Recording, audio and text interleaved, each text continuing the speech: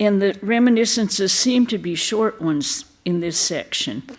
This one is by Satyendranath Ghosh.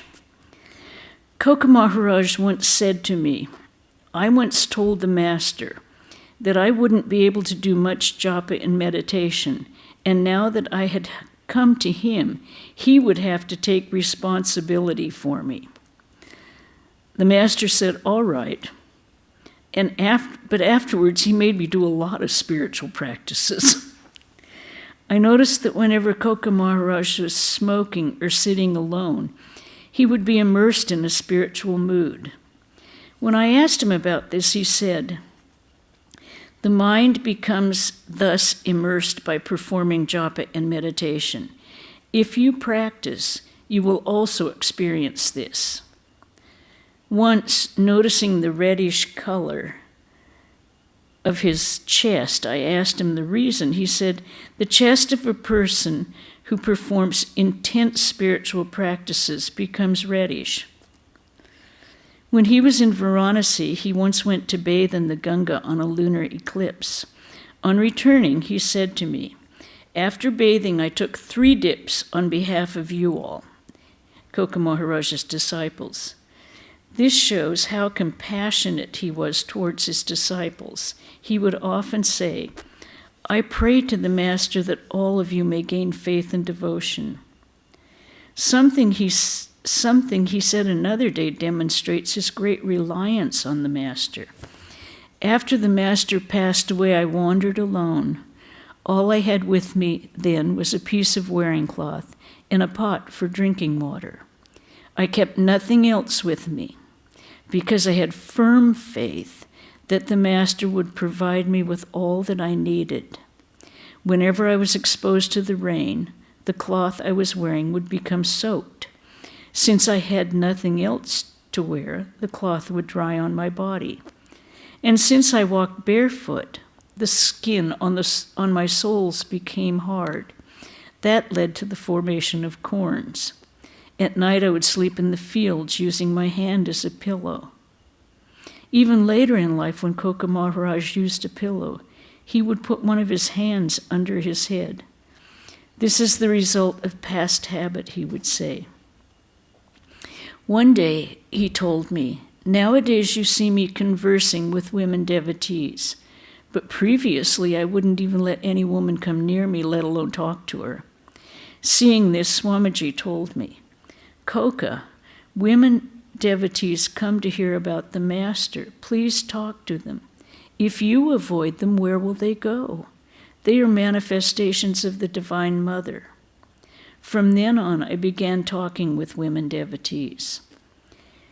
He would say, this is the last birth of all who have taken refuge with the Master. A small boat can't carry so much as a plantain tree, but a huge ship can ferry even big boats. I noticed that wherever Koka Maharaj might be, he was always in a blissful mood. Once when Koka Maharaj was in Jamtara, he fell ill. When I went to see him, he said with a smile, the one who has given this body has also reduced it to this condition. Light a fire under furnace and it will burn brightly, but put the fire out and everything will become quiet. The Master has taught me many things through this illness. He has put a lot of rice in my cooking pot. Next we have Satyendranath Gangapadaya. Whenever I would not the least blemish in my character, I also felt a strange sort of excitement in his presence, as if some great event was about to happen. And how he loved us. I was very young at the time, but I certainly understood when someone gave me nice things to eat. Whenever we went to him, the first thing he would do was to give us something to eat, but this alone would not satisfy him.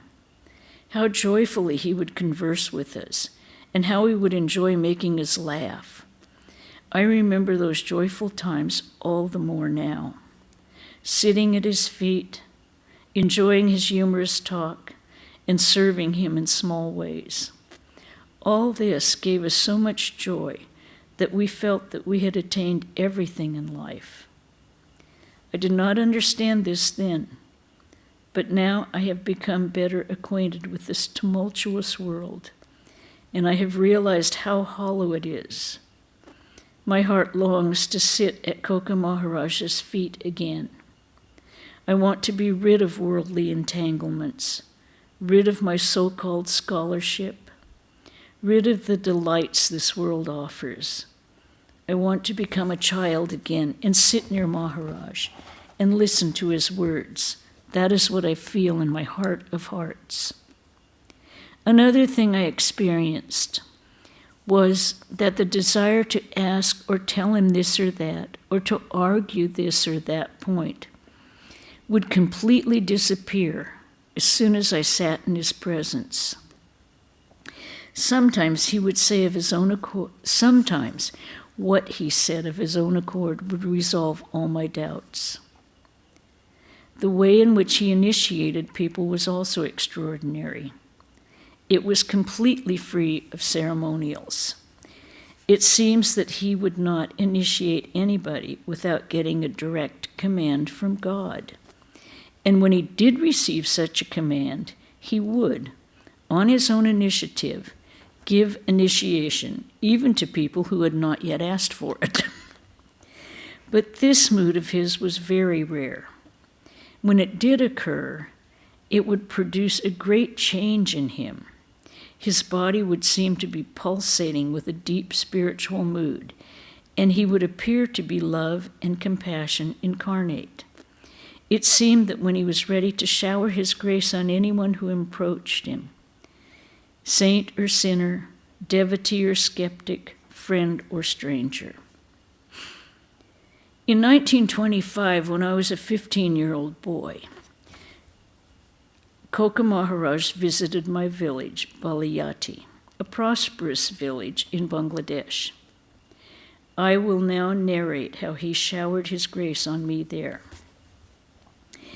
When the people of my village came to know that a disciple of Sri Ramakrishna would be visiting, their enthusiasm and curiosity was unbounded. Many incidents about him reached the ears of the villagers. We came to know that his nickname was Koka and became very eager to see this old child. When I went to the local ashram in the afternoon, I found a festive atmosphere there. There was a great crowd and people seemed to be very busy.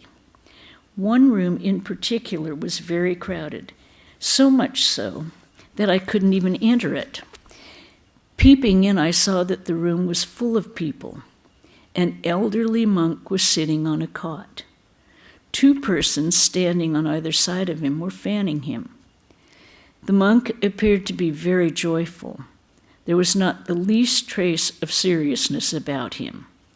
He looked so simple and innocent that it seemed that anyone could easily sit near him and treat him as an intimate friend.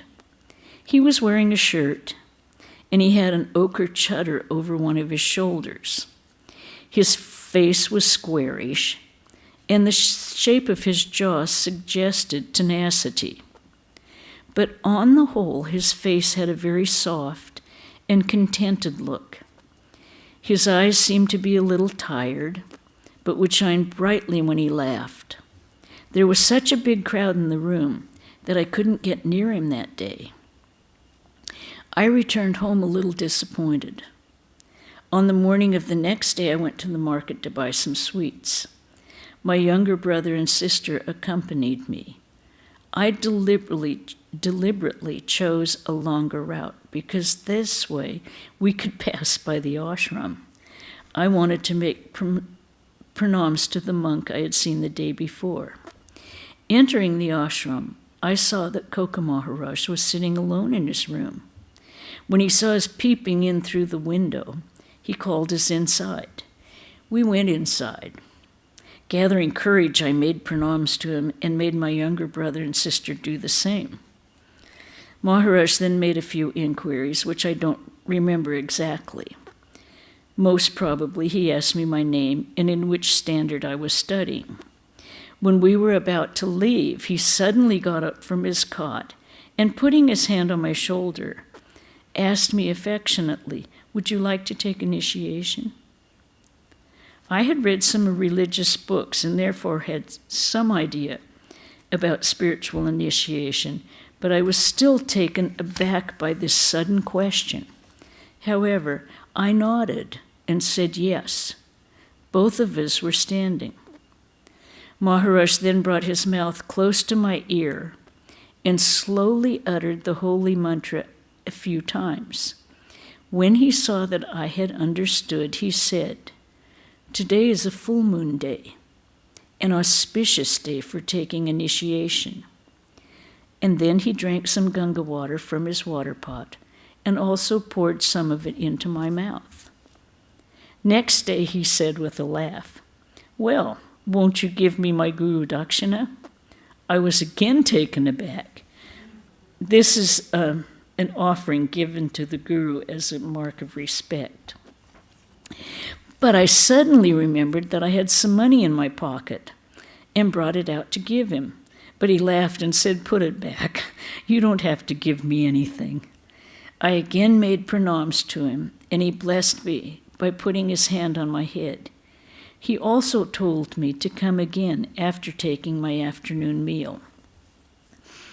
It should be remembered that when he initiated me, I was a complete stranger to him.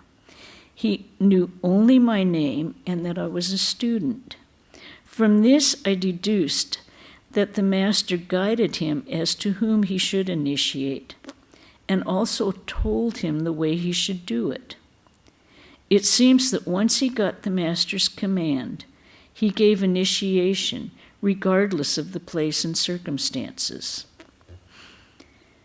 I went to Maharaj again at about 2 or 3 o'clock in the afternoon. He was sitting in the same room. On seeing me, he welcomed me in a very affectionate voice. This time he blessed me again by putting his hand on my head. Then he lay down on the cot and told me to massage his feet. As I was about to kneel down on the ground in order to do this, he told me to sit on his cot instead. Seeing me hesitating, he pulled my hand and forced me to sit on the cot. While I was massaging his feet, he said to me, "Look, here, don't take initiation from anybody else. Repeat only the mantra that I have given you. I alone am your guru. Repeat the mantra every morning and evening, and don't reveal it to anybody else. If you do, the mantra will lose its effectiveness." Another time he told me, "Look here, you will achieve everything with what I have given you." "Will it lead me to God realization?" I asked. "Certainly," Koka Maharaj replied. "When you get up in the morning, first do japa, then sit for your studies." Another day when I was massaging his feet, he said to me in a humorous tone, "Now that I have initiated you, you are like my son, so you will have to take care of me.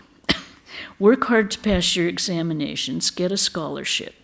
Afterwards, get a job so that you can feed me nicely." I started to laugh and agreed to all these terms. I can't refrain from mentioning one noteworthy incident. I couldn't keep to myself the fact that Koka Maharaj had showered his grace on me unasked. I mentioned it rather proudly to my teacher, Akhil Chandra Bhattacharya. He dearly loved me and another boy who was my junior. This boy was very humble and strong-willed and would always be ready to help others. Because of these qualities, he was a role model for all of his fellow students. Our teacher was very much interested in the spiritual progress of both of us. Hearing of my good fortune, he said, "Well, boy, I do envy you." He wanted the other boy to receive the grace of Maharaj also, and maybe he mentioned this to the boy. But the time for Maharaj to leave was fast approaching. When the young boy saw him leaving our village in a palanquin, he started running after it. When Coca Maharaj saw this, he stopped the palanquin, got out, and asked the boy what he wanted. At this, the boy fell flat at Maharaj's feet and started weeping. Maharaj understood everything, gently caught the hold of the boy and made him stand up. He gave him spiritual instructions right then and there. Coca Maharaj came to my village again the next year to consecrate the statue of the Master, which had been installed in the ashram. And on that occasion, he also initiated an 11-year-old girl.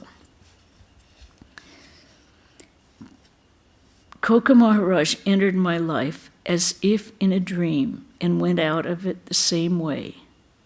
After he left, I became my old self. I hardly ever did japa. After my entrance examination, I went to Dhaka for a holiday. One day I went to the Dhaka Ramakrishna mission with some of my friends. To my great surprise, I found myself face to face with Coca Maharaj. When he asked me whether I was doing japa regularly, I was at a loss for words. The next day I went to the Dhaka ashram alone and found Coca Maharaj and began massaging his feet. He said to me humorously, "Well, people call me Coca. What do you say to that? Or do you call me an old Coca?" Then he said in a serious tone, "Look, I alone am your guru. You will achieve everything by following my instructions." I met Coca Maharaj for the third time at Bellarmont in 1925. This was my first visit to Bellarmont. I went there with my friends. After visiting all the temples, we went to pay our respects to Mahapurush Maharaj, the president of the order. That's Swami Shivananda. When we entered his room, all of us made pranams to him and then sat down on the floor. I had heard that he was extremely grave and serious, but he didn't look that way to me. But there was something in his demeanor that prevented one from being free and easy with him. We sat silently for 6 or 7 minutes, but he didn't say anything. Some of us grew restless. Noticing this, Mahapurush Maharaj said, "You people may leave now. No use sitting here for nothing." Embarrassed, all of us left the room. While we were wandering around the Mott campus, a monk approached us and asked, "Which one of you is Satyendra?" When I came forward, he said, "Coca Maharaj is calling you." All of us went to meet Coca Maharaj. How Coca Maharaj knew that I had come to Bellarmont was a mystery to me. I knew that he was staying at Bellarmont, but didn't know where his room was. When I entered his room, I found that a devotee I knew was massaging his feet. I realized that he was the one who had told Coca Maharaj that I had come to Bellarmont. All of us boys sat down on the floor. I sat near Maharaj's head and began to fan him. He asked me how my family members were doing. After some time, all of us took our leave. He asked me to come again. I went to Bellarmont the very next morning and went straight to Coca Maharaj's room. We talked about some general topics while I massaged his feet. After some time, a bell indicating that buttermilk would be served to everybody was rung. Coca Maharaj went to the dining hall and took me with him. He drank just a little of his buttermilk and gave the rest to me. I partook of his prasad gratefully. I sat next to him at mealtime, too. He transferred all the nice items from his own plate to mine. When a monk asked him who I was, he told him my name and also said, "He's a very good boy." How glad I was to hear that. I went to Bellarmont a number of times after that, but don't remember much about those visits. I only remember the deep love Coca Maharaj had for me. Well, at the Mott, I would spend most of my time in his room and wouldn't go anywhere else. Some monks would tease me about this. Once, instead of going to Koka Maharaj, I sat in the visitor's room gossiping. After some time, Koka Maharaj sent a monk to call me. When this type of incident was repeated a few times, Maharaj reprimanded me gently. From this, I came to realize that he did not like me to waste my time in idle talk when I came to Bellarmine. One day he told me directly, "Whenever you come to Bellarmine, come straight to my room. Don't go anywhere else." I have omitted some personal incidents from these reminiscences. If I have been successful in conveying to the reader Koka Maharaj's unselfish love for me and his deep concern for my spiritual progress, I shall deem my labor successful. The next reminiscence by Sachindra De Sarkar is quite long. So, did anyone have anything they'd like to question about what we've read or comment on? If you can get through to me. Looks like you're muted, but I'm seeing microphones now.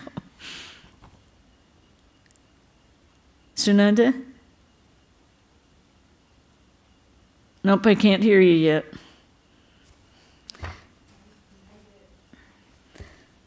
Okay. Well, we can start with Sachindra's reminiscence.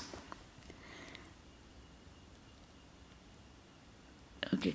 It was the morning of 24 January 1925.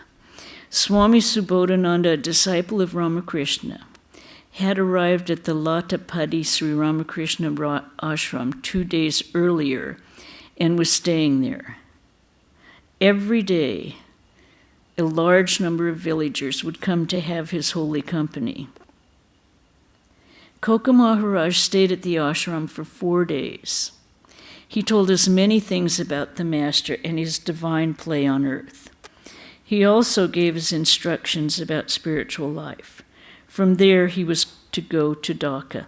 So I'm assuming that Latapadi Ramakrishna Ashram is in Bangladesh, where Koka Maharaj did most of his initiations. Okay.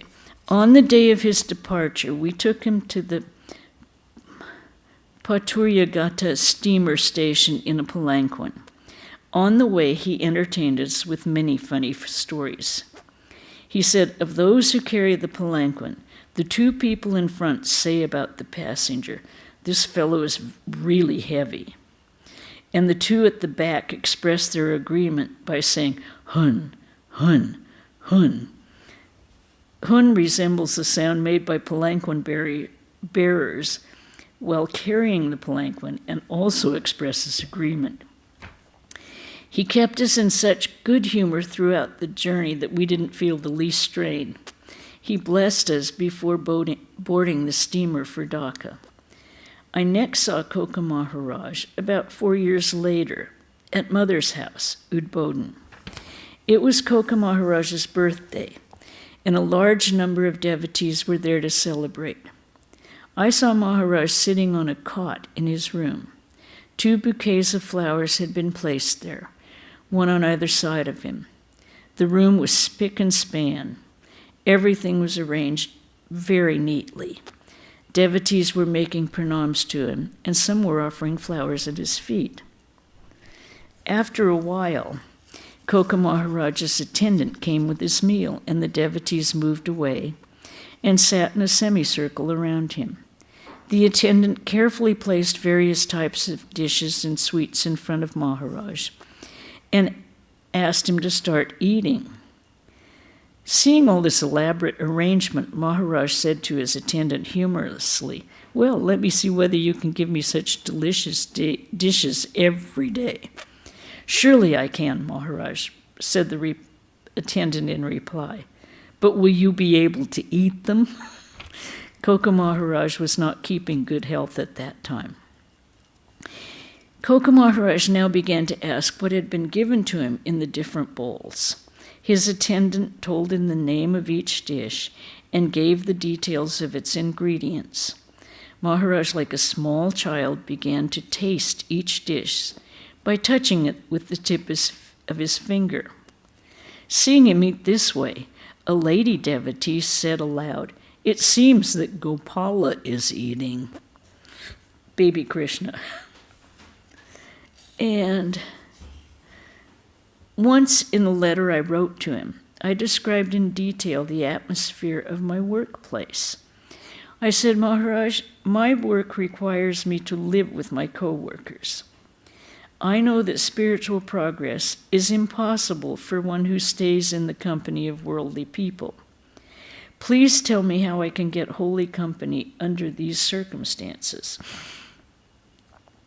In answer, Koka Maharaj wrote, "Know for sure that repeating God's name is as good as having holy company." His answer put me at ease. In this context, once he also told me, "To one who is good, the whole world is good." I found this to be true and saw that if one behaves politely towards others, one gets good behavior from them in return. In another letter, I told him about the great hurdles I was facing in following the spiritual ideal. I also expressed my restlessness and depression on that account. In response to my request for guidance, he wrote, "One who lives in the world with his mind fixed on God never takes a false step.